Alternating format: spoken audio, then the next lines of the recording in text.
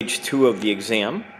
Shaun White competing in the half pipe. Now, we're going to treat Shaun Pipe and his snowboard as one object. And that means when he's sailing through the air, there's only the force of gravity acting down on him. There is no force of motion, there is no force of pushing, only gravity. Now, for questions 7 through 12, we push a block of dry ice. There is no friction. We are done pushing it now. So it's given a brief push, and then a moment later there is no push because we've stopped pushing it. What forces act on the block? Well, this is no longer there. There is no force of motion. There's just no such thing.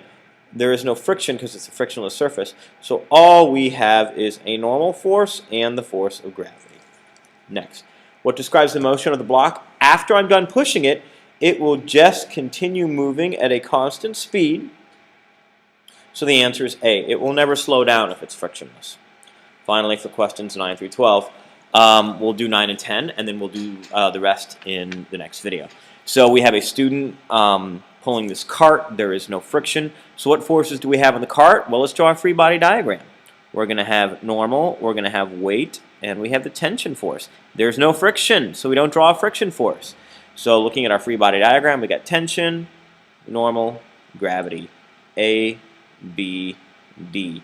This thing doesn't exist. There's no such thing. I threw that on there deliberately to distract you to see if you'd been paying attention in class and keeping up with the work.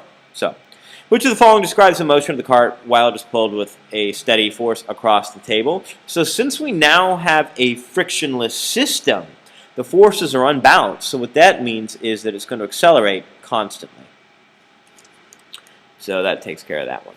So in our next video, we will take a look at the next page.